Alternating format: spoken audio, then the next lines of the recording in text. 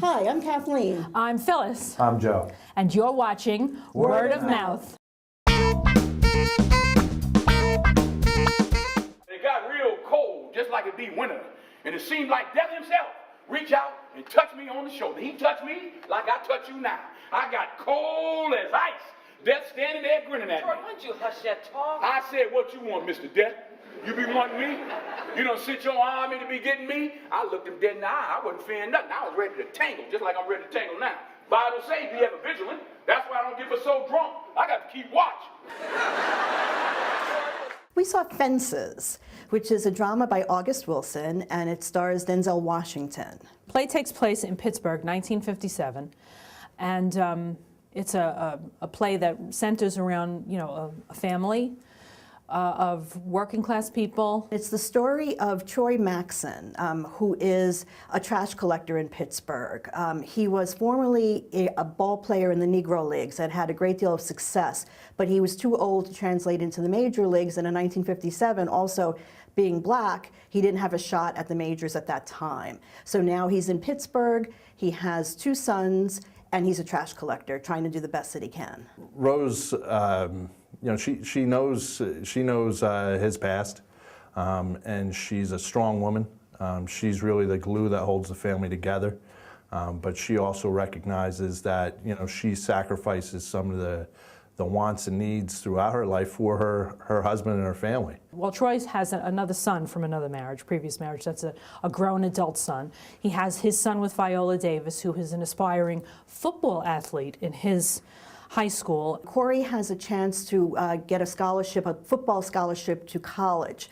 And his father is very afraid that playing football as a black kid in the 1950s will lead nowhere. So he wants him instead to learn a trade. And that's really part of the major conflict. The father is afraid that the son will not be able to reach his dreams. It's about a man trying to kind of raise his family, but forgetting his past, and you just can't do that. Denzel Washington plays Troy Maxson, the father. He's very, very good. He's been on stage before, he has a stage background, and he's just very powerful. He was terrific. I mean, you see him in films, he's so well known, but this is so raw and broken down and right in front of you that you can't, it's inescapable. It just, leaves you stuck. You're nailed right in the chair. It's just great.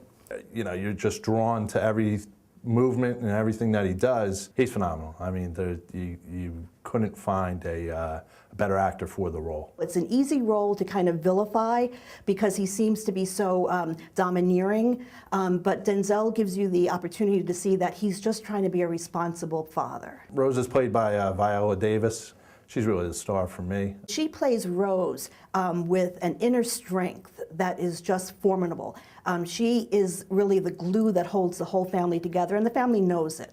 I got exactly what I was hoping I would get from her in the flesh live. She was just, wow. She had everybody right in the palm of her hand. She stole the whole show. Stephen McKinley Henderson, he plays Bono, which is Troy Maxson's best friend. And he does a phenomenal job. They met in prison, and they stayed friends and watch each other kind of trip and fall, and always right there to catch one another when, everybody should have a best friend like that. Michael T. Williamson plays Troy Maxson's brother Gabe.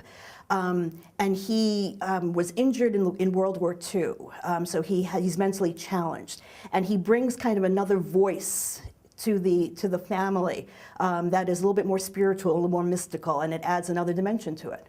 He was very good. I think everybody was phenomenal, first rate. You couldn't cast it any better. August Wilson is my favorite playwright, and just to see his work on stage is always a draw for me. To see it so well done is just a bonus. It's definitely the best drama I've seen all year. I mean, a lot of times with these big-name Hollywood actors, you think it's just a lot of hype, but this, it's worth whatever the ticket price that you may put down. It's definitely worth seeing. It doesn't really matter if you were in your 20s or if you were an older person in your 70s. I came with my mom today. She's 75.